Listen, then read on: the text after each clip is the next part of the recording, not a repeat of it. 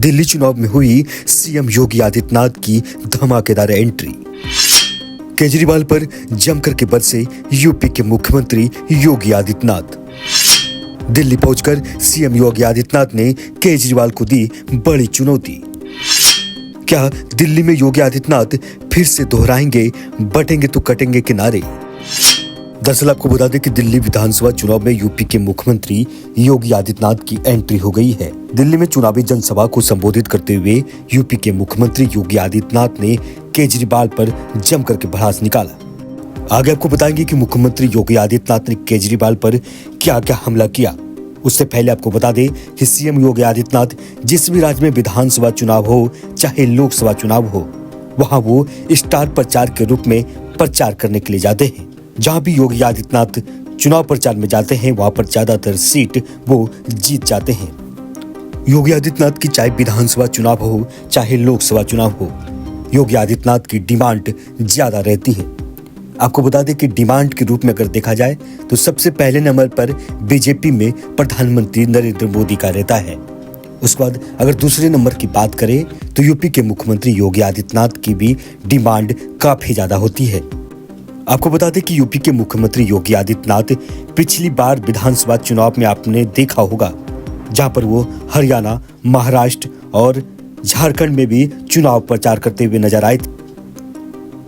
चलिए आपको बता देते कि योगी आदित्यनाथ जिस सीट पर या जिस राज्य में चुनाव प्रचार के लिए जाते हैं वहां पर उनका स्ट्राइक रेट क्या रहता है। महाराष्ट्र में 2024 के हुए विधानसभा चुनाव में योगी आदित्यनाथ की 12 जगह रैली हुई, जिसमें 11 जगह वो जीते और 1 जगह हारे। यानी कि योगी आदित्यनाथ जिस विधानसभा चुनाव में प्रचार करने के लिए महाराष्ट्र गए थे वहां पर उनका स्ट्राइक रेट 92% रहा। वहीं अगर हरियाणा की बात करें, हरियाणा विधानसभा चुनाव में योगी आदित्यनाथ का भी डिमांड काफी ज्यादा रहा। हरियाणा में योगी आदित्यनाथ 14 जगह चुनाव प्रचार किए, जहां पर वो 9 जगह जीते और 5 जगह हार गए। यानी कि हरियाणा में यूपी के मुख्यमंत्री योगी आदित्यनाथ का प्रचार जहां पर किए वहां पर उनका स्ट्राइक रेट 64% रहा। झारखंड विधानसभा चुनाव में भी यूपी के मुख्यमंत्री योगी आदित्यनाथ 13 जगह रैली किए, 5 जीते और 8 हार गए। यहाँ पर स्ट्राइक रेट उनका 38% रहा। जम्मू कश्मीर विधानसभा चुनाव की बात करें तो योगी आदित्यनाथ 4 सीटों पर वहां पर रैली करने गए थे, जहां पर वो चारों सीट जीत गए। यानी कि यूपी के मुख्यमंत्री योगी आदित्यनाथ का जम्मू कश्मीर में स्ट्राइक रेट 100% रहा।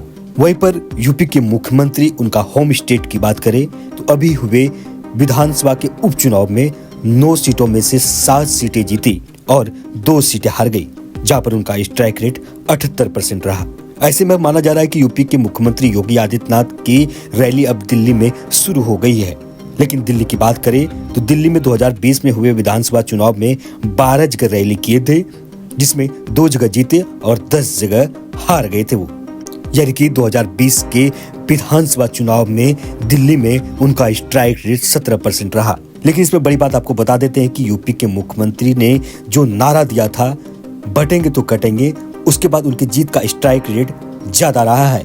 झारखंड में यूपी के मुख्यमंत्री योगी आदित्यनाथ का बटेंगे तो कटेंगे का नारा सही नहीं रहा, वहां पर उनका स्ट्राइक रेट कम रहा।